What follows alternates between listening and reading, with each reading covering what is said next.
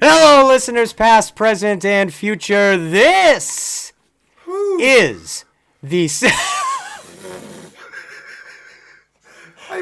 You should have seen Joe. I thought we were doing costumes. Joe was absolutely like a tornado trying to get that Art the Clown Santa Claus costume on. I'm telling you. As quick as humanly possible with like 23 seconds left in the countdown. So let me start that over. Hello there, ladies and gentlemen of the past, present, and the future. This is the second annual Haddonfield Radio Halloween special, and we are live. No, wait. Before we go too far, we're not going to just brush past this. What? Well, did you notice my elaborate art? What? And you show up with a T-shirt. I thought we're going to do costumes this year. We're going to Okay, hold on. We're going to do it up. Let me give you the quick, the deets on that. Please decision. Explain how this went awry. A certain point during the week, preparing for this episode, Joe and I decided we would do Halloween costumes to add to the festivity of the second annual Haddonfield Radio Halloween special. I mean, of course we need Halloween costumes. You couldn't get that thing off you fast enough, could you? Well, it's hot. The breathing was getting heavy. Let's try to be a little festive, can't we? So anyway, I called Joe and I explained to him, here, let's do the costumes. Okay. Originally, Joe had told me that he was going to be Ghostface, or a version of one of the versions of Ghostface. Yeah. But when I spoke to him... See him up there? There he is. There's the mask. Yeah. So when I spoke to him, he again decided, now part of my head is cut off. Is it? No, I'm fine. No, you're okay. So we decided we're going to do the costumes. Joe said, I'm not going to do Ghostface. Instead, I think it would be far more appropriate and far more exciting if I do the Art the Clown Terrifier 3 Santa Claus, at least a version of it. Yeah. And I said, oh, man. Like, I could have come up with something I was going to try to top Ghostface. But when Joe threw that at me, I started to panic. Because I said, well, what am I supposed to do? What's going to top that in 2024? Well, I feel bad because I know art's been your thing for a while. And then all of a sudden I watch him and I'm like, I now jump on this bandwagon really quickly. Stole it out from under me. I can't even be the fan of that amongst us. I know. So anyway... I was despondent because I was like, I want to come up with an interesting costume, and now I'm out of ideas. I don't know how to top that. Yeah. And all of a sudden, my mother, my dear, lovely mother, who listens to every episode, you guys all have heard of her. You guys know who we're talking about. Mrs. White. She came up with this. Mrs. White, you got me. You totally got me. I think I may have stolen Halloween this year. I think I may have done it. Thanks to my mother. Oh, jeez. So I love you, Mom, and thank you. I still But have I fun have to putting say, on my art. I want to just say, though, Yeah. in terms of that costume that you Yeah. chose, when I first got here to Joe's house to Yeah. start, and I walked into the basement area where we record, I was so blown away by that. What is it called? The Tinsley mask? Yeah, Tinsley Transfers is the company, and I believe they did the makeup for in the Terrifier movies. 3, Christian Tinsley. So they were able to get some good sculpts for their masks. And I it's, have to for a say- reasonably priced Now, latex mask, it looks great. I noticed when the mask, this is not the original version of the mask because Joe's incredibly talented wife, Jen, actually touched up the teeth. And part of the reason is I noticed on the earlier masks that I think are from the first movie, Art's teeth are really, really white. And it's sort of jarring to me because when I think of Art, I picture those black, bloody teeth. Yeah. And so you see a lot of people rehauling the Art masks to give the earlier Art looks more of those bloody teeth. Yeah.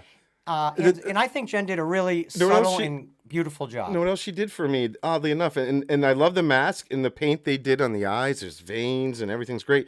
The one thing they screwed up was the dot. The dot was like on the side of the nose when I got No. it. Yeah, so I'm like, Jen, you got to fix this for me. Oh my God, that's one of the Yeah. most iconic features of Art's face. And I have friends who've got the mask too. Do you and think theirs- that was just a printing error? It was, because theirs didn't have it. So I think it just mine, for whatever reason, was on the side. But, but we you know what fixed just it. occurred to me though? We fixed it. As a collector, didn't you say to yourself, "Oh my God, I actually have a sort of a variation, an accidental variation on this." You know how like a I know, baseball I know. card with You a know, misprint becomes valuable? I collect so many things that know. sometimes True. I have to just enjoy some of the things I buy, and so Let's start off by just saying hello to some people who have been kind enough to join us here live. Yes, I want to say yes. hello to Mac 888 Spectral. He was here early. He was the first Yeah. person here. So Yeah. hello and we love you. Yeah. Of course, the amazingly talented horror genre artist, Mike Hatfield, who has been He's so just amazing. part of the Haddonfield radio team at this point. He's created a lot of artwork for us, and certainly for season 3, our Friday the 13th deep dive season, he's Yeah. going to be doing basically all of our artwork Yep. that will accompany all of the episodes of season 3. So we've seen some of it. Yeah, I've already seen the first few, and they're coming out amazing. It's and he did the incredible. artwork for tonight's the ad we did for the Halloween 2 thing, which is the artwork there on the right, which he based off of the ad that's on the left over there. So good work there, It was and sort Mike. of It was a great. collaboration with you and Mike, the one that you're seeing there with the knife and the television set, right? Yeah. Well, we kind of went back and forth, and I was, telling him I think Michael should go over there in the doorway, and then it worked out. But it was his whole idea to copy the ad. It was great. It's great. I was blown away by it, as always. Mike Hatfield, if you guys aren't familiar, check him out on Instagram. You can find his Instagram link a lot of places on our Instagram page. Go check him out. If you like horror genre themed artwork, go check out his page, period. Yep. I also want to say hello to one of our oldest friends in Haddonfield radio history, Sandy Peterson. Thank you so much for being here with us live. We love you. And how can we not do an episode, especially live, of Haddonfield Radio without saying hello to Spooky Halloween Gal? #1 fan right there. We love you, My God. obviously. And we got your card. Thank you. She was so kind you to very actually much. send us a real piece of actual mail with a heartfelt message. It was very touching. That actually was legitimately touching, especially for Joe and I, because what the general gist of the note is very relatable to Joe and I as well in time and where we are in time and space. So hit the heart, as always. You did a beautiful job. That was so meaningful and touching. So thank you for that. And everyone else in the future that will be joining us after we're done recording this, who all around the world, just different time zones and whatnot, we hope you know we love you guys sincerely as well. And if you're a listener in the future, thank you. Thank you for joining us here for our second annual Halloween special. Yes. Hello, Josh Bloodlines. That's a new name, I believe, Ooh, for us. Josh I don't recognize. Bloodlines. Yes. All right. That's one of my favorite YouTube handles I've heard in a long time. Josh Bloodlines. Obviously, you can tell right from the jump, Josh Bloodlines is probably into horror. I don't know why I would guess that, but Well, you've come to the right place. apparently Mike Hatfield, maybe he knows. He said, "What's up, Josh B?" So maybe he knows him.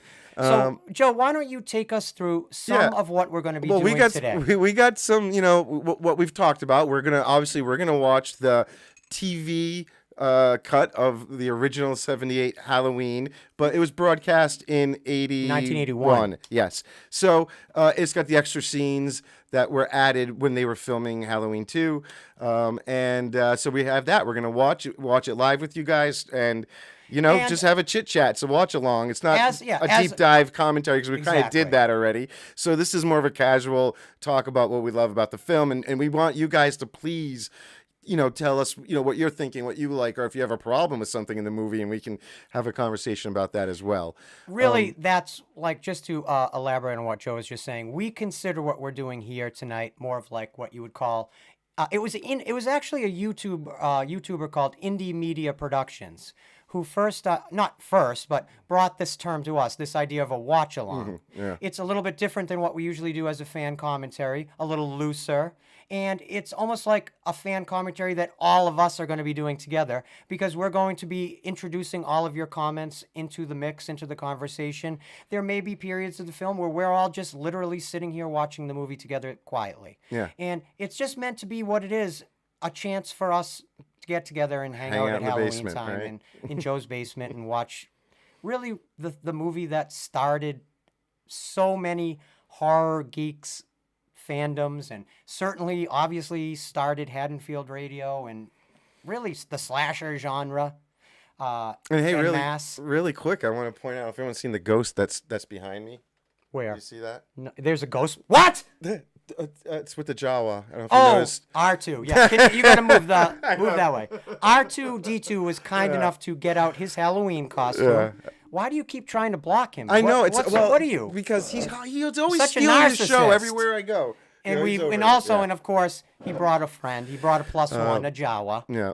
So we thought you guys would like that. We're gonna do some movie reviews, right? Yeah. That's kind of par for the course. Yep. But something really exciting that we hope is gonna work, a first for us. At the end, after the movie, we are gonna attempt to take your calls live on the air, in old school style, like in the spirit of old, like late night talk radio, like Art Bell. Like something like that. Mm-hmm. If you guys may have heard in previous episodes, I know Joe and I have mentioned that for many years, Joe and I actually broadcast in talk radio here in Rhode Island, both on AM and then ultimately on FM radio. Mm-hmm. And so part of the reason why the name of our YouTube channel and our show is called Haddonfield Radio is to connect back to our legacy doing regular broadcasting. Now, I've made it a decision, and I think Joe understands as well, we're never going to say the name of our original radio show for a number of reasons. It's very, very different than this. Mm-hmm. I will say we this, were literally pretending to be different people. It was a tripped out thing. Tell you this, though. Almost 100 episodes of it exist on YouTube. But our names are nowhere attached. So if you were an extremely good YouTube or internet detective, I would imagine you might be able to find the show. And if you do, I would say to you, good luck. Good luck. It was from a long time ago. Whole different long time life. ago. Different life. Different people. Much different content. Yeah. Well, so please, if you do find kid gloves. Not that I don't want to dwell on it too much, but I should point out, should anyone find it, that it wasn't a straightforward radio show. It was. You had a piece of Art's beard stuck on you. It was kind of like a piece of art, the whole thing. It was like performance art. We were pretending to be different people that had different histories that were even supposedly in a fake band that eventually had to become a real band because we kept talking about it so much and we had to produce stuff. So it was a cool story and we did some cool things, but it's not necessarily and it us went on that you're for seeing. Years on the air and gained its own little, what I would call more of like a cult following. Yeah. Anyway, and eventually, Joe and I just pushed it too far, and we lost our thrown jobs. to the wolves. Yeah, but radio was dying. The internet was growing, and you know what? This is again, this is a great continuation. I wish the internet was as evolved back then because we could have done so much more. This is great. Now, as much as this is going to be a throwback, we are going to have to use Zoom to make this technology happen. So later on, I will give you guys a phone number and sort of like a passcode, and we will see what happens. Look, we're it's a test. almost like we'll beta see. testing it here. We originally were going to save this for 2025 and bring it into our live streams for 2025. But I brought the idea to Joe's attention maybe about a month ago, and he's just taken the time. He's just slowly figuring it out picked here. away at it. He couldn't get it out of his mind. And so we're just going to test it tonight at the end of the episode. We're going to take a few of your calls. If it works, it works. If it doesn't, then we will work on it further and bring it in the next live stream. Yeah. So we're going to give it a try. Do you remember what you used to call me on the radio show? It's kind of appropriate for this. The minister of all things electronically motivated. That's exactly right. Whereas, and then I was always trying to make things work even back then. But God, remember we'd have to lean over the console and literally like splice wires together. Anyway. But so this could go a number of ways. So hopefully we'll have it'll fun work. with it. Hopefully we'll have fun with it. And it'll be fun. And if it is, and if it does work, which I know it will eventually, I guarantee you it will end up being a very fun part of our live streams going forward. Yeah. We may even, if it really works well, we may do full live streams that are just call in, where you can talk about anything you want. Horror movies, your life, anything. Yep. It's live. We'll just bounce off of you. So that'll be after the movie. So we'll give it a shot. There'll If be it more doesn't info work, then. we'll try it again move another on, time. yeah. You know us. Joe, come on. Hey, you guys, no feedback. We're the no first to admit. feedback. No feedback so far. I think everything has worked so far. You just frickin' jinxed it. Like what? Like what? It's like saying a Macbeth in a theater. Exactly. So anyway, I also just wanted to say a quick little thing. I have been a little bit under the weather this week. I'm sorry, I've got a tiny bit of a froggy voice. Joe was kind enough to make me a little mug of tea. I made him some tea. I'm gonna have a sip. Hold on, let's have a sip together. Ready? Hold on, let's do it real. Oh, boy. I have 3D to- surround sound. Ready? Well, it's gonna massage my little throat cockles. This is thrilling. All right, feel a little bit better. Honey, I'm sure. nice chamomile. You want to talk about some Delightful. movies? So let's jump in because we don't have all the time in the world. We got a lot to Yeah, we cover, gotta including an watch a entire whole movie. movie, yeah. A whole freaking I want to movie. keep you guys up all night. But we did So- see a couple of cool horror movies lately. We're going to talk about. Which one do you want to go with first? Let's go with that one first. All right. Oddity. And I chose this one first because Joe Yeah. and I have very, which happens sometimes, we have very different opinions on this one. And again, we're not going to go all night on these films. We're just sort of touching upon them and letting you guys also share your thoughts if you've seen these movies as well. So why don't we start with your opinion? You've watched this movie basically. I watched very it last recently. night. Last yes, night. Yes. I watched this movie literally right when it was released, either on Shudder or iTunes. I can't remember. But what did you think of the film? I wasn't the biggest fan. It's not awful, but it has a couple of great jump scares. There's one in particular that is just horrifying. But in general, I found it a little confusing in terms of I don't know if they knew exactly what the details of their own little horror story that was going on there. The golem sort of creature, the woodman that you see there, he was scary when he finally does stuff, but it's a slow build, and then I feel like when it starts to happen, you're supposed to be piecing together this story that they've been slowly feeding you, but I don't know, maybe it was just me. I just didn't know. I just want to say, grab me. I think the interesting thing about the first two movies we're going to be covering here today is that you can't really start our thoughts or our review by giving you some sort of overview of the plot. No. With Oddity in particular, and I think why I really liked it and why it really resonated with me is because as the story was progressing, as the narrative was churning and kind of opening up like a lotus, it was always ahead of me. It was a very unique, very original, mysterious, enigmatic kind of a story. And the storytelling by director Damian McCarthy, who also wrote the film, he's the director of the film Caveat. It was an indie horror film from probably a couple of years back or a few years back that is much like in the same vein as Oddity in that it's very kind of esoteric and Well, Oddity moody. feels like it's supposed to be in that, like the line of some of the other ones we watched recently. Baghead, Talk to Me. This idea Absolutely. of kind of communicating with the with dead. the dead. And The bringing dangers of, or the price yeah. of communicating with the other I side. just don't feel like it was quite as effective as those other ones that had me like really telling everyone I knew about them. You know, Wait, Talk to Me, and what was the other one? Baghead. again? I really liked Baghead. Well, I would, if I had to rate those three films, because Joe's absolutely right. Those films have a lot of thematic material and that's that very European similar. feel, you know, that not, or at least not American. It's not. You know what I would call it? I think the buzzword within horror, I think you could call this elevated horror. Right. Yeah. Yes. Exactly. And that word really turns a lot of people off. No, right off the jump. I think it's becoming more and more of a thing. As I keep doing the Scream Factory stuff, the more actual Hollywood filmmakers I talk to, they're hesitant to always call their movies like I just did a Mama. Like they didn't want to call it horror. They kept wanting to call it elevated horror because they have a focus on their story in there. And I think a lot of this, the elevated horror idea and motif, sort of derived out of the rise of A24, that studio that has obviously become synonymous with many of the more critically acclaimed horror genre films or horror adjacent films that have come out in the last decade. If you are a filmmaker that makes very heady intellectual horror, you would want to approach a company like A24 or even Neon. Neon's another one that's sort of like the B side of A24 as a distributor. I actually love, when I see that A24 banner at the front of like a movie trailer, I'm always intrigued. Yep. We went and saw Terrifier 3, which is the third film we'll be talking about today.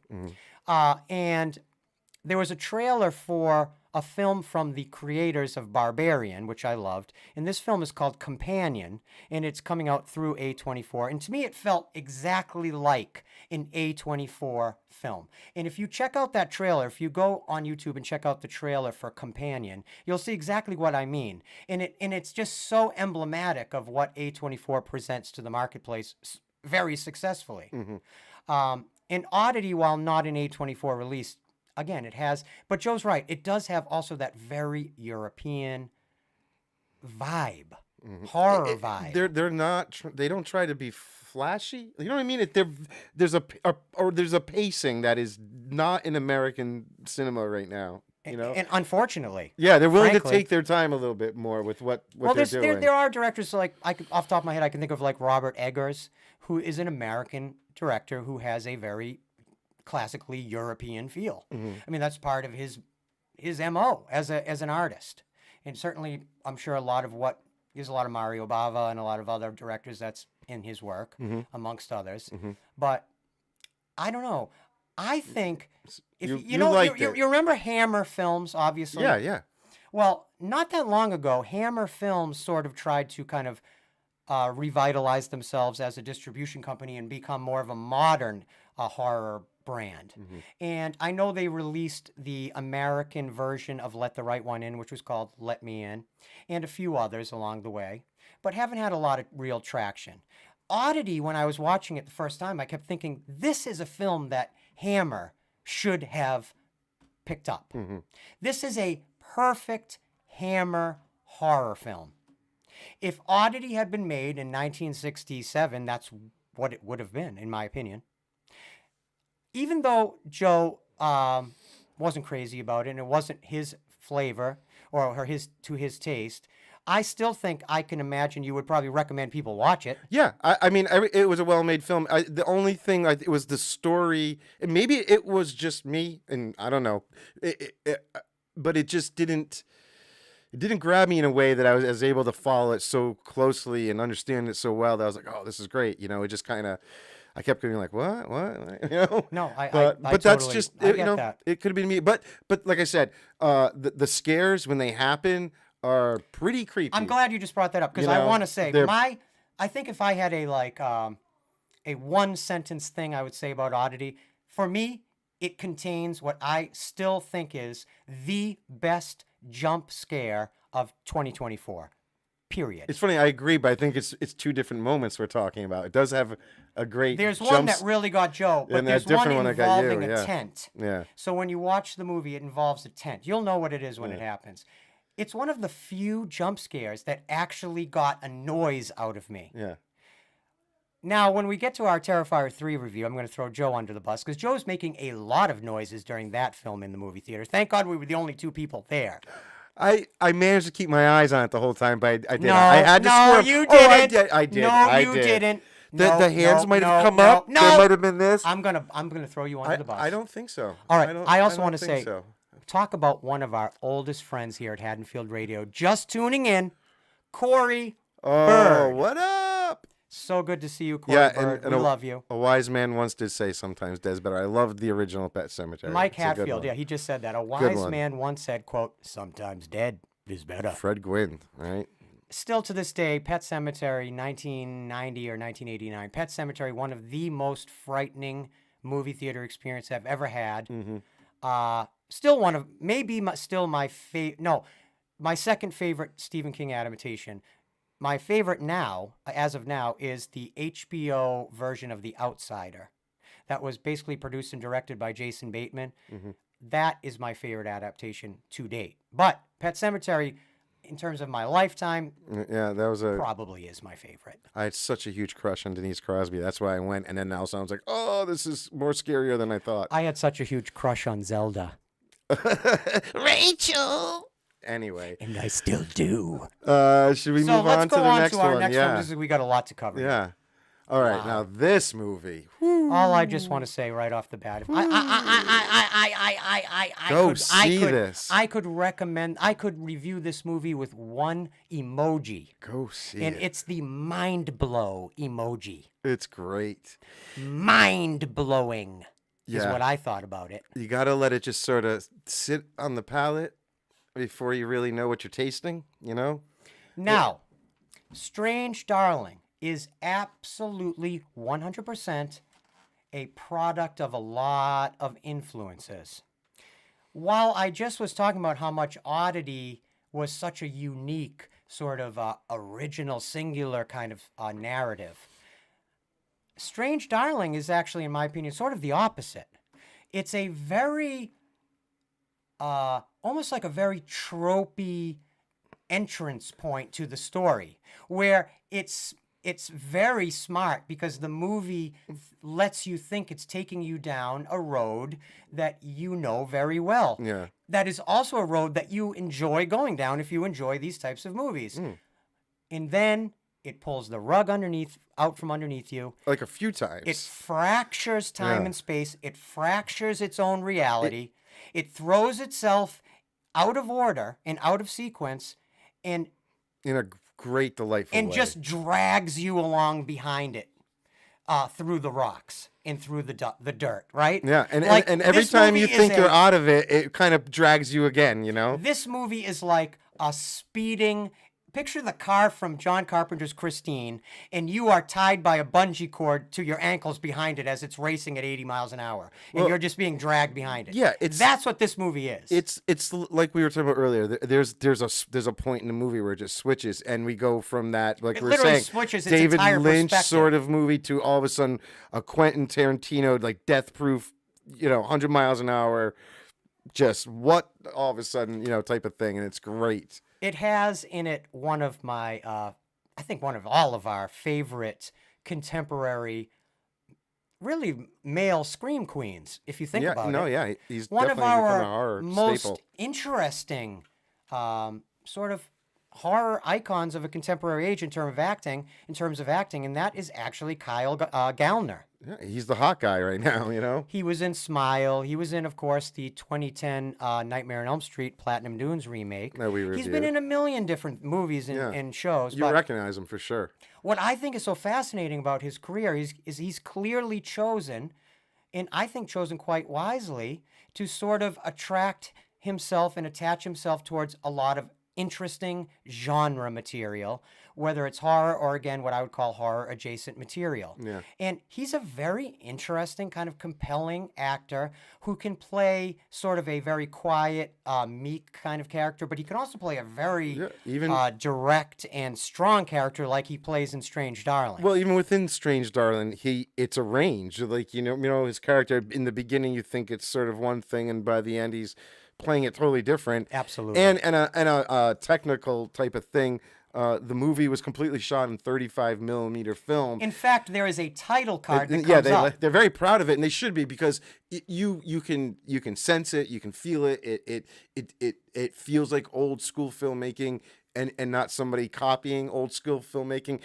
The way the sun literally it develops on a piece of film is sensed. You can see that chemical interplay of the grain and the everything that's beautiful about the alchemy of film, and especially 35 millimeter. It's great. And interestingly enough, I was saying to Joe, the cinematography for Strange Darling was done by a longtime photographer, extremely versatile and well-known actor, Giovanni Ribisi, who you may know from the Avatar movies and lots of great X-Files episode, Lightning Boy. There you go.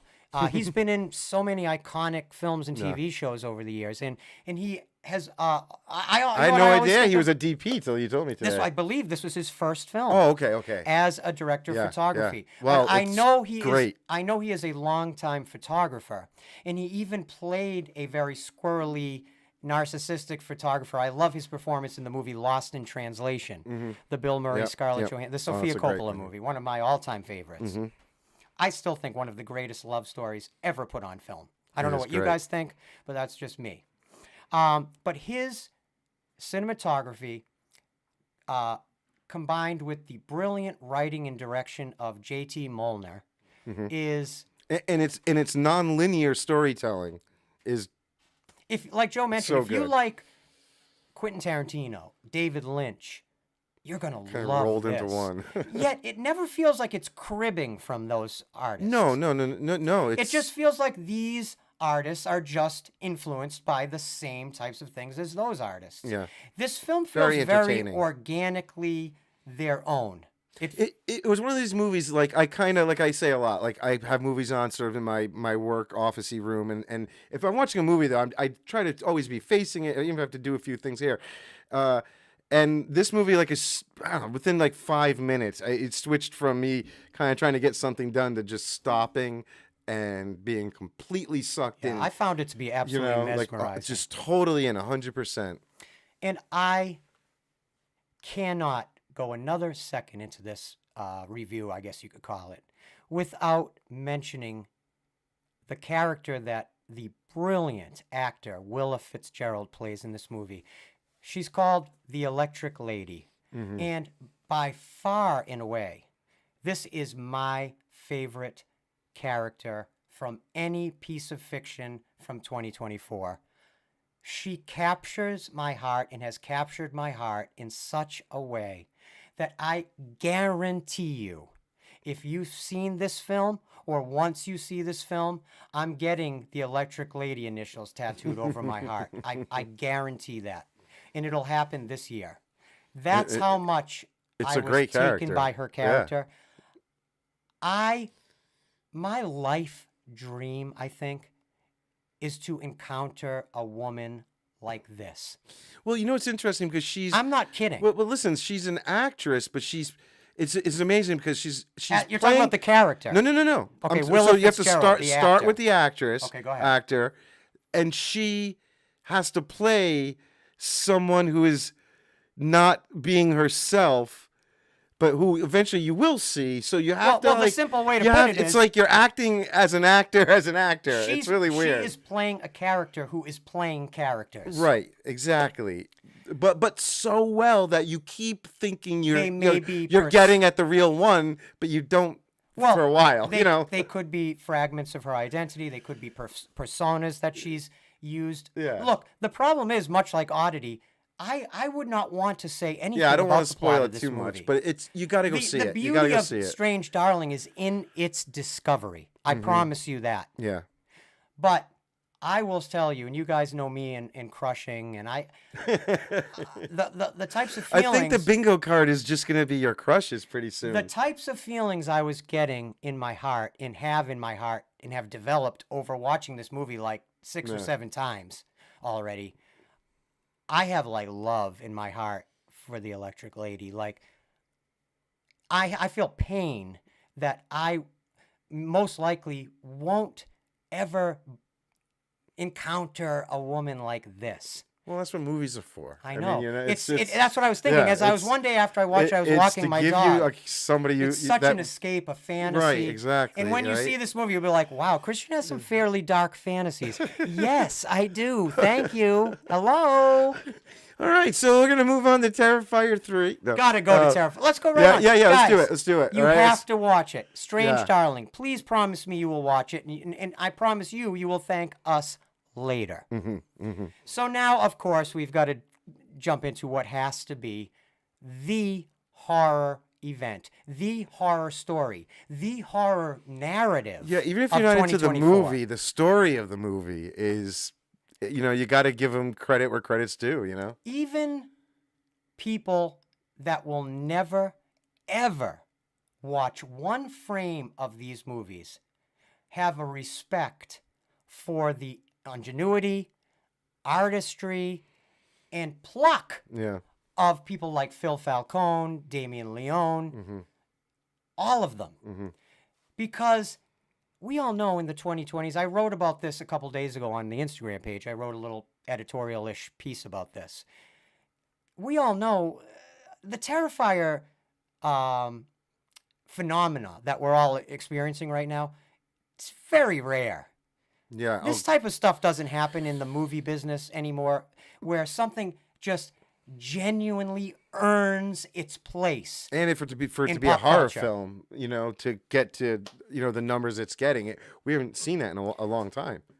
This movie, Terrifier 3, the main thing that was the most important takeaway for me when I walked out of the movie theater was, this is a totally 100% real movie. Oh yeah, if you've seen the others and the guerrilla style filmmaking isn't your taste, you like more polished. Well, this is a great step in that direction without abandoning anything from what came before. Exactly. It is so goddamn. I would use the word cathartic. That Damien Leone is in the world right now, creating his art his way with no compromise. And knowing that he was taking a very large gamble with his financial future, with his success as an artist, his ability to support himself, by doing this, by not selling out, as we all, I'm sure a lot of people, I knew he wouldn't, but a lot of people I'm sure expected him to sell out by now. And I'm going to tell you, whether it's Terrifier 4 in the future, or whether even if it gets to 5, I promise you, and I will guarantee you from right here in time and space, he's never going to sell out. Not with this franchise. I promise you.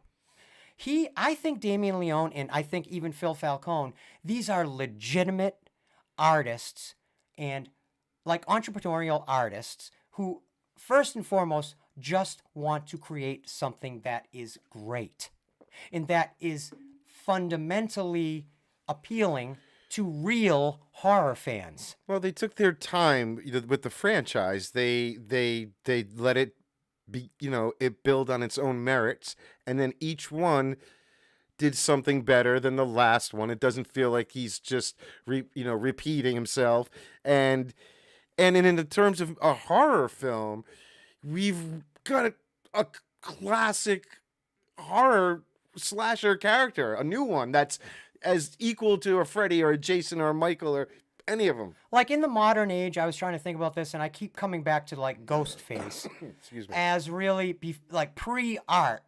Ghostface sort of being like the king of the contemporary slasher era. But I'm always as I've talked about before in Haddonfield Radio, I'm always really uncomfortable with that. As much as I love the Scream films and love Ghostface emblematically, because Ghostface isn't exactly a character. It's not the same Ghostface person, is a yeah. mantle. Yeah. Ghostface is a disguise or kind of like a threat matrix that a disturbed person adapts to their own persona to achieve whatever sick revenge plot they have. By the end of each movie, you understand why the person who is screamed or It's like Ghostface is that. But it's a Scooby-Doo motif. But like Art becomes one of these characters again that you shouldn't fall in love with, but you do, and you want to know more about how he got that way, yet you don't. Yet, it's like every one of us watching this, everybody listening to this right now, you know exactly what I mean when I say I adore Art the Clown. Oh, he's and so I don't good. just mean I adore the iconography, the idea of the character. I mean I adore the real Art the Clown within the reality of those movies. Like, I'm just with him. Even though I also absolutely adore Sienna Shaw, yeah. who Lauren Lavera plays so brilliantly. Yeah. And I don't want anything bad to happen to her. I also literally love Art. Yeah. David Howard Thornton, in my opinion, is a brilliant actor and performer. And just because when it comes to the idea of what we think of as great acting, and we have these frou-frou notions of how to define those terms, you don't see David Howard Thornton's name being brought up in like Oscar talk. You never would see that because of his genre trappings and because of the style and the abrasiveness of the films. But there's stuff in Terrifier 3 when I was sitting in that theater watching it where I was absolutely mesmerized by not just David Howard Thornton, but Samantha Scafidi as Victoria. Yeah. Who Blew blew my mind. And if I mispronounced her last name, I'm really, really sorry about that. I wasn't expecting that character to play such a big role in the movie, and that was a pleasant surprise. Yeah. A couple things in Terrifier 3 that blew. And by the way, guys, we are lightly being in some spoiler territory here. If you haven't seen the film and you don't want to know anything about it, you might want to just close your ears for a few minutes. But we're not going to go like spoiler here. But just in case.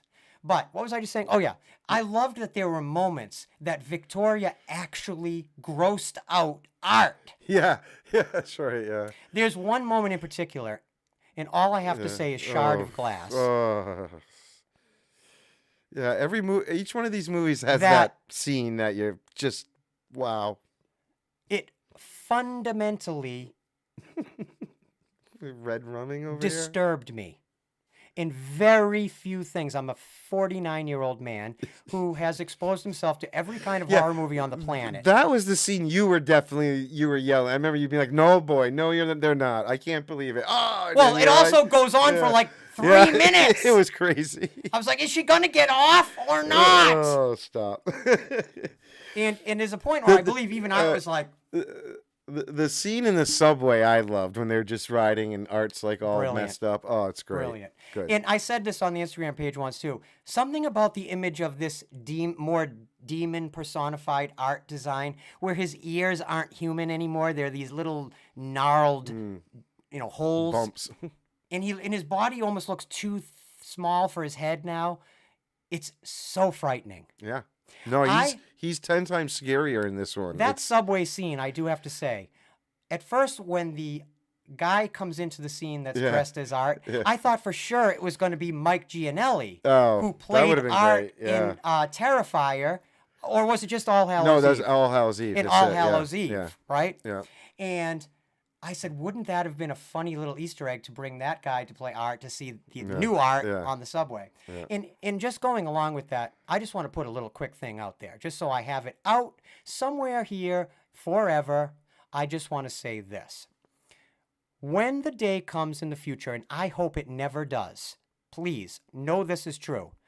If the day comes that David Howard Thornton, let's say, just saying, James Gunn and Peter Safran, who run the new DC movies, the DC new movie universe, like the DCU. Let's just say, hypothetically, they were to say to David Howard Thornton, would you like to be the Joker in our new DCU? And that precludes David Howard Thornton from being able to continue playing Art the Clown. I just want to put it out there. What has gone to the very top of my human bucket list I would like to throw my name in the hat. If that ever happens, I would like to be the George Wilbur of the Terrifier franchise. Okay, let Let's that do be. it. Let that be what it is. You all may be throwing tomatoes at your computer screens. I have acted all my life. Oh, Christian's been in many films. I would not do Art the Clown exactly the same way that David Howard Thornton does. I think it would be foolish to. But boy. I have ideas. All right, this is it. All right, well, we're gonna start doing some screen tests. So anyway, It's good if you're into these movies at all, or if you're not, but you love gore, get into these movies. How about Jason Patrick?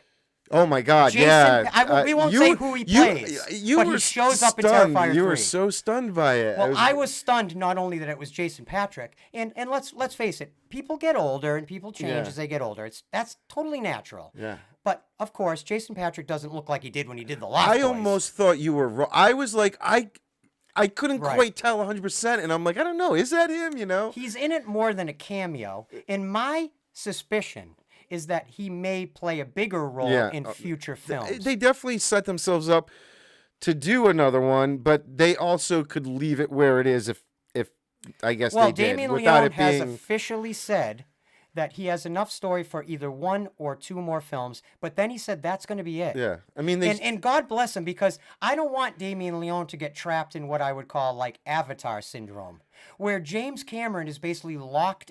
James Cameron, one of the world's greatest directors and storytellers. Yeah. As much as I actually like the Avatar world and Avatar movies, he's now trapped in that for the rest of his life. Yeah. Which means we are actually deprived of whatever else he might have come up with as film ideas. Well, And I don't want that to happen to Damien Leone because I actually think Damien Leone could be like a Wes Craven, where he could be one of those prolific artists that has multiple franchises in him. Well, they can't.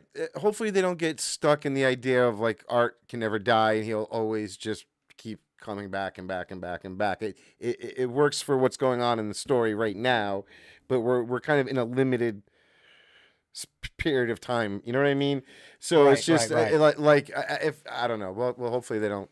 I also loved all the amazing horror Easter eggs that were just on display, right for any horror fan to see all through the movie. Oh, they're great. The Shining, Black Christmas. Yep, Texas Chainsaw. Pieces, Texas Chainsaw, even Psycho. Yep, Psycho. What were some of the others I had? I saw a very clever Rosemary's Baby reference in this film. If you look at the end of the film, there's a reference to the Ninth Circle as a book within the mythology of the Terrifier films.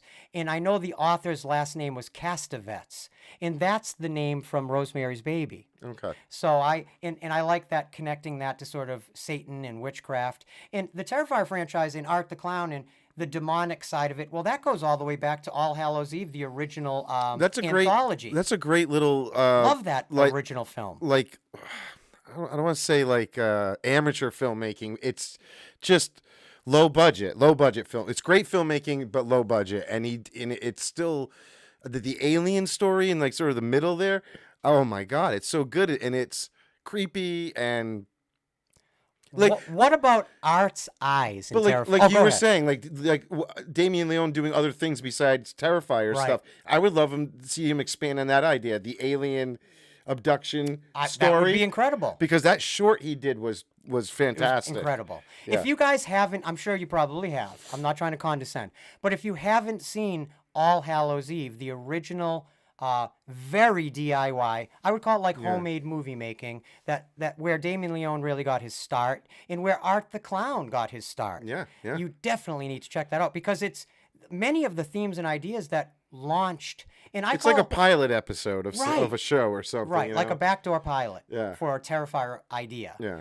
And it is very much, I always call All Hallows Eve sort of like Damien Leone's kitchen sink movie. He was like trying to sell himself as a special effects makeup artist, a writer, a filmmaker, just a horror auteur. Mm-hmm. And for what it is, and for a $35,000 budget, it is spectacular, I think. Yeah. Now, how about Art's eyes in Terrifier 3? Because that was at the top of my notes. Oh my God! Art's eyes are so effing terrifying in Terrifier 3. Yes. Terrifying. Everything about him goes up a notch in this one, I feel like, you know? And I just was I mean, so obviously, there's a lot of the trailers and the ads. You see the Santa Christmas tie-in, and that's just it's a great merging of some images. You know what I yeah, mean? it makes you feel it's cognitive dissonance. Oh, it's rough. It marries two kind of tones that makes your mind feel Yeah, uncomfortable. yeah. No, it's The great. comfort of Santa mixed with a satanic murderous clown makes your brain not understand quite how it's supposed to digest that. Mm-hmm. So it's perfect. I mean, we could go on. We could do a whole show, and I think we may do a whole show someday just Well, about we Art the throw Clown. these bonus episodes in there, like we did at Dreamscape recently, and Right. so who knows? We can throw some Terrifier in there. But I also just want to say a couple of constructive criticisms outside of just the fear of, and I don't really fear Damien Leone getting locked in the Terrifier thing forever because he said publicly there will probably only be one or maybe two more films. But that doesn't mean that 10 years later somebody else like Jason Blum picks up the No. picks up this baton and makes new films. But what does he do after this? He's going to have everybody knocking on his door. Can he resist? Well, here's one of my You know- constructive criticisms. One thing that I thought about when I was watching Terrifier 3, strangely enough, something it really reminds me of is Borat, strangely enough, and Sacha Baron Cohen in general. And here's the way I would make this parallel. The problem I think may occur with the Terrifier franchise, even going forward to the fourth film, is by now, even in a pop cultural sense, everybody knows to expect the extreme now. Audiences know to expect hardcore gore and extremely wild violence.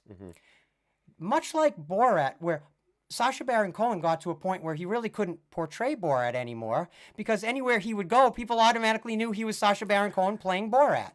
Well, yeah, like any So other once it slashers, becomes they have to too be careful. far Yeah. into the kind of the public consciousness and people get sort of inured to the shock value of it. Now, here's what I would say on the other side of that. Do I think that these films are just shock value? Absolutely not.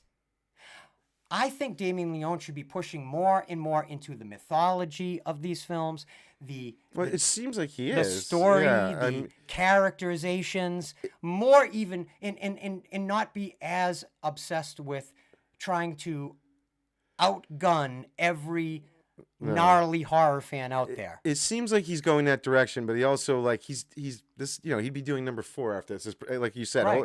there's only so long you would think, or he is so good that maybe he can continue to produce original, satisfying content for a while. Who knows? I mean, And what that he- would be the magic here. What That we hope he doesn't lose. That sort of reminds me of what Chris Nash was doing in A Violent Nature this very same year. Yeah. Is as opposed to just concerning yourself with like super splatter or super gore, Damien Leone and Chris Nash, they realize there has to be almost like a build up, set up, and a punchline to the situations that create the gore. Yeah. Like Art's kills are so creative, and you're literally sort of laughing along with him because it's so wild that it's actually sort of funny. Yeah. Right? Yeah.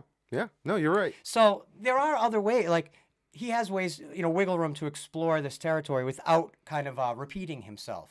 And up until this point, I would say, to my taste, Damien Leone has not repeated himself. This did not feel. No, that's yeah. It felt completely like a new Yep. chapter, a new information, and and each film has evolved. Another franchise, the Terrifier franchise actually reminds me of, is the John Wick franchise, in that each film has gotten bigger and better. Not just bigger, but better. Objectively bigger and objectively better. And the audience response each time out has been in kind. Because it's earned its respect. It's earned its place in the horror pantheon organically and genuinely. Right? Yeah. My only critique of it was the without again giving away too much was the fact that we get sort of a partner with Art in this one. You know what I mean? Oh, There's absolutely. two of them. We- I don't know. And well, as much we- as we the had character that was in great, part two. yeah. But it was art was seemingly it was a kid, you know. So art just It felt retained.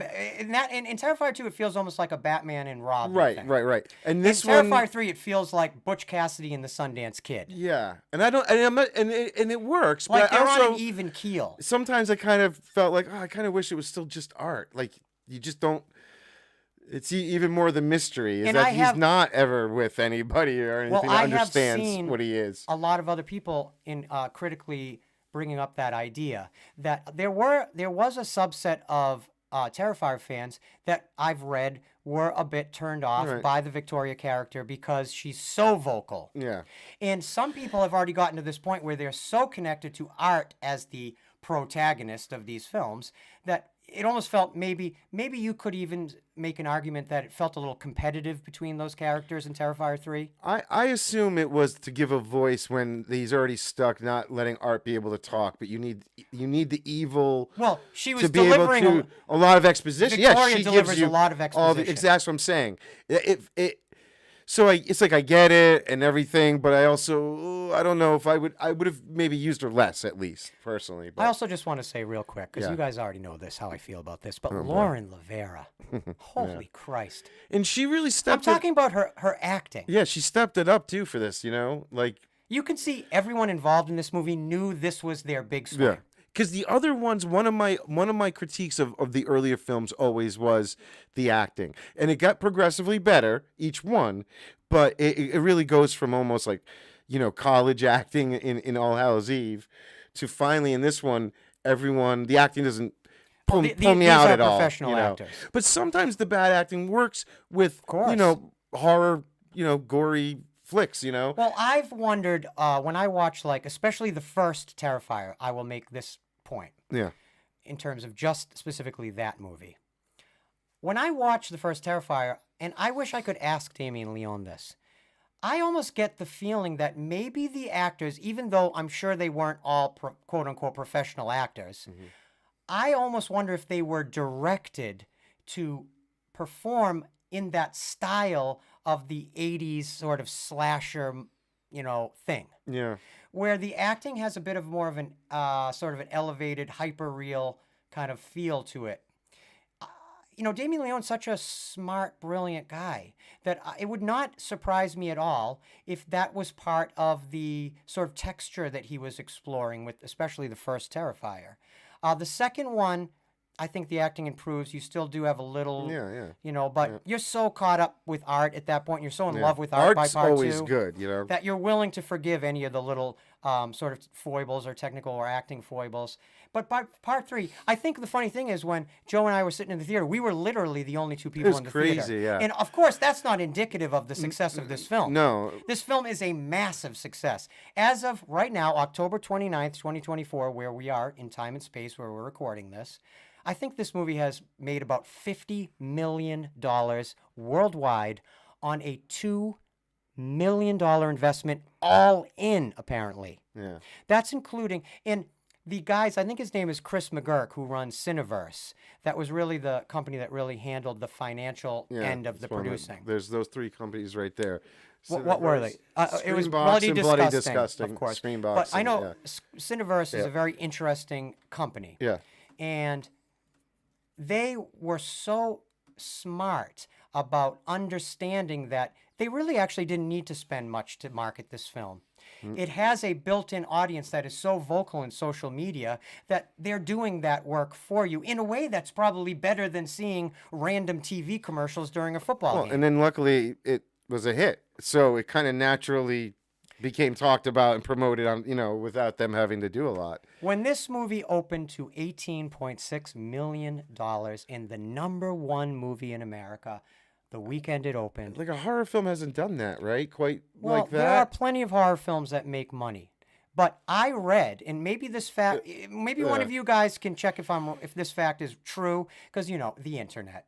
But I did read somewhere during that the box office analysis that first weekend, somewhere along the line, that the last time an essentially homemade style independent film, a completely non-studio produced, homemade negative pickup style film that isn't even picked up by a major studio and released. The last time that this happened was, I think, 1996 with the Blair Witch Project, where it had this gigantic pop cultural footprint. Yeah. Now, this film, Terrifier 3, doesn't come close to the box office of the Blair Witch Project. I would argue that the Blair Witch Project was ostensibly a once-in-a-lifetime event. It's also, in my mind, getting harder to compare. Things aren't playing out the same way in terms of theater openings and people feeling like they have to go to a theater. You're absolutely right. When they're already, I was flipping on the other day. I couldn't believe you can already order like Beetlejuice and all or the new one. Like all these new movies are already. The window between theatrical and digital now is down to like 30 days, unless the film is like some sort of wonder or some sort of like what you see with the Fathom events type style, where they just let the movie run and run and run and run, these smaller independent films, and let it build an audience. Or they do it like a road show, where they literally take it city to city and let it build. So there are all these different methods that still are effective in independent film it's just distribution. hard to compare something that I think like Blair Witch and this. I agree. It's I think it's just I'm just talking. It's great I'm for just this talking day and on age that Terrifier 3 did what it did. And my Blair Witch parallel was foundationally just and fundamentally a financial. Oh yeah, parallel. no, I got you. And speaking of the Blair Witch Project, just throwing it out there, 2025, we've got a lot. Joe and I have already been planning some really fun stuff for 2025, and I would not be shocked if there was a 3-hour plus full-on Blair Witch Project documentary deep dive in 2025 from Haddonfield Radio. No promises, but I would not be surprised. Speaking of, let's move on before we start Halloween really quick and mention everybody again. We have coming up in November. A little programming note here. The Video Vault, and we did change. Christian had a change of heart Yeah, on this his is not film Joe's choice. fault. No. Joe was nice enough to say we changed. But actually, it was the day we went to see Terrifier 3. We were in the lobby because, of course, Joe and I are such geeks. We were there like 4 hours early. So we just wandered through the mall and had fun, and then just sat in around the movie theater. But when I was at the mall, I had this feeling that I wanted to bring up to Joe, but I was sort of afraid he was going to get irritated with me, and he was actually completely understanding. I said, look, I think I want to make a programming change. Originally, I was going to be doing, Joe was doing Superman 78, and I was going to do Aliens, as we mentioned on our last live stream. But when I started thinking about it, I think there are movies that could make more of a nice thematic match. And so another film I had in my season 1 Video Vault lineup was, of course, Alex Proyas's masterpiece, the 1994 film The Crow. And when I started thinking about it, and I think about the juxtaposition of Superman 78 and The Crow as sort of the light in the dark at the beginning of the comic book adaptation phenomenon in movies, I just thought it made more thematic sense as an episode. Sure. Right? Yeah. It's your choice. We're making a slight programming we can do it. change, We can do it. And I hope that's acceptable to you guys. Yep. So just be on the lookout for that and our social media stuff and what day that'll premiere and everything. We are hard Coming at work up soon. getting Going to ready be here in November. We'll be premiering this new series, The Video Vault. And Joe and I have actually been sort of creating and designing this show for many months. getting the format down. Whereas, as much as I'm so proud of the Trailer Park series, which will continue in one way or another, as much as I'm proud, I've said before, I wish we had put a little more time into designing that series.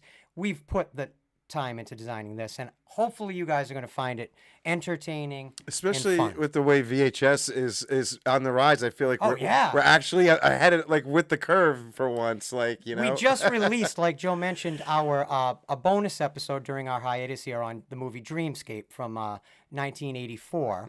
And during that episode, we actually talk about this new burgeoning VHS revolution, sort of like rising I up mean, again. Alien Romulus, first movie in 18 years a major studio is releasing on VHS. Amazing. I cannot wait to I buy mean, that. I don't know how many people have VCR still.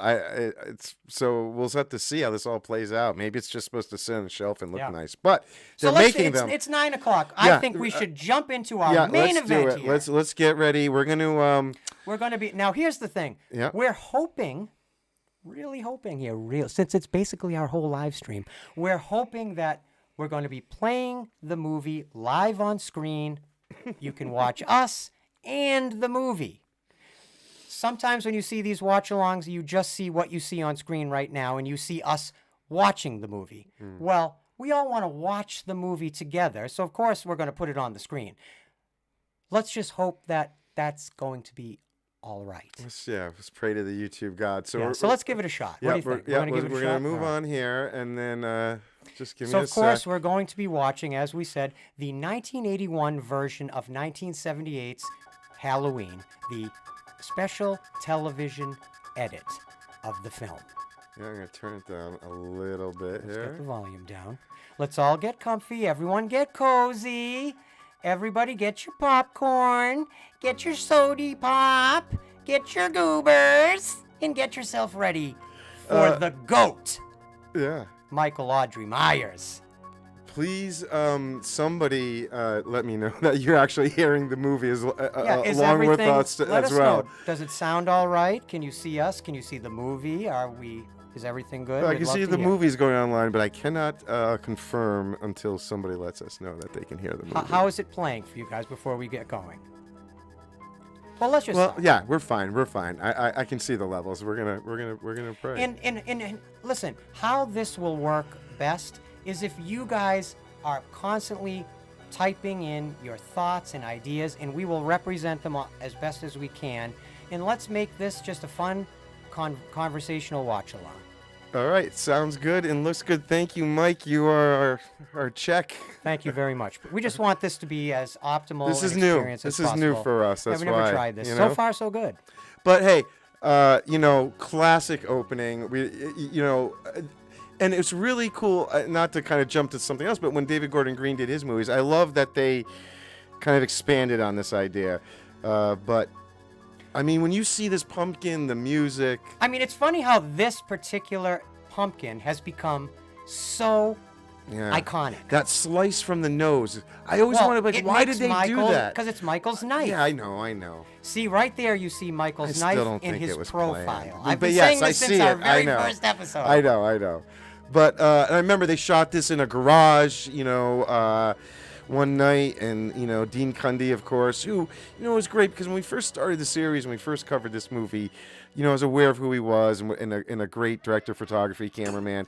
But then it was like he was on my radar more, and I've noticed how he's done literally like everything I've ever loved, and even a lot of television, strangely yeah, enough. and Back to the Especially in the Future modern movies, which age. is I'm a huge Back to the Future fan. So I know, like a lot of the Star Wars television series, at least one of them, I don't know which one, but used or utilized Dean Cundy as a visual. Yeah.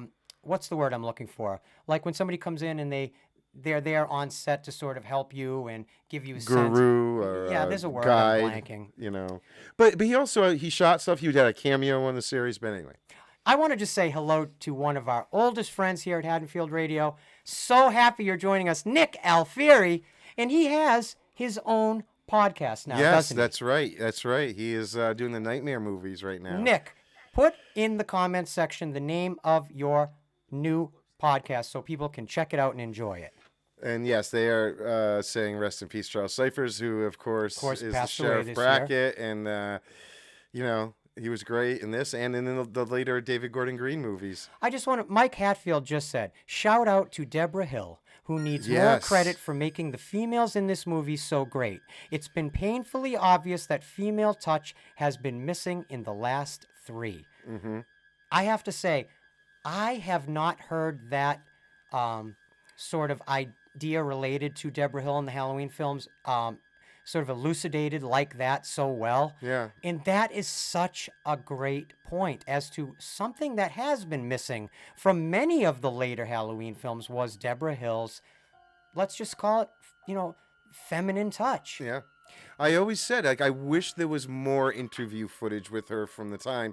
There's stuff, but, not There really not a isn't ton. that much, huh? No, well, not where anything at depth. Like you've gotten so much from John Carpenter over the years and everyone else, but she did some stuff at different times for the movies that she was involved with. But I would love to hear a commentary track, something. Oh, imagine if there. Imagine if that existed, and maybe it doesn't exist. I wonder Not in the with her. thousands of Halloween 1978, DVD, VH, yeah. Blu-ray, Laserdisc releases. Does anybody know? Was there ever a Debra Hill commentary ever produced? I don't think so. I don't think it was. You've never come across it, huh? No, yeah. I remember doing a lot of research, when we were doing this. Especially, I love the commentaries to get a lot of info. But I mean, these perspective shots are not just iconic in terms of the film Halloween, but in terms of cinema. Yeah. The sort of evolution of this way of telling a story, where you're forcing the audience behind the eyes of a killer. Mm-hmm. The audience cannot escape. They are stuck behind that mask. It's a child. You realize it's a kid. And now you realize it's a child. Right? And you're like, what is going on? The music, the tone, everything is... The way Carpenter and Hill start so good. Subconsciously building tension through simple imagery, suggestive imagery. But also the music cues. I mean, it which now actually have a term. Now they're called stingers. Stingers, yeah. And a lot of that was created through Carpenter really popularizing what he saw in films from the 50s and earlier that used similar sound design and score compromises to create stingers.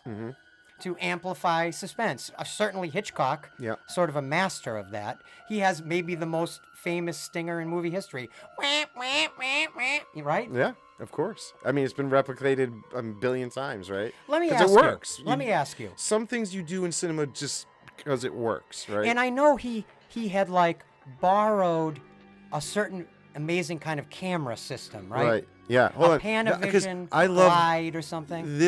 I love that we see Michael's parents for a minute here. It's fascinating. Right? I don't know. Like these are the people, and it's these people these are the two individuals that their entire human history that preceded them, up until them, is what alchemically, genetically created a human being who was the embodiment of evil. So imagine what's their story, after he goes to the hospital here. What's it like being the parents of Michael Myers?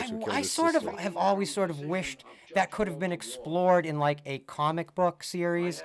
Comic book series that... Here we go. Yeah, This is some of the new footage, quote unquote. This is from the TV version. And this is where you find out that Michael Myers' middle name, which is so fascinating to me, is Audrey. Yep, keep going. I'm gonna adjust that light. Let's listen to this for a minute. Michael Audrey Myers shall be brought before the court on the day of his 21st birthday, where he shall be tried as an adult for the murder of his sister. Ooh, I like this mood lighting now. Huh? I wanted to. Very spooky. I didn't want us to look so bright on the screen. Uh-oh. I'm gonna scare Joe. We the movie took us down. We got to Fuck. Let's see if we go back. It's gonna fuck us again. I don't want to get too much attention on our channel. No. I mean, go back to our thing. Uh-oh. Fuck, dude.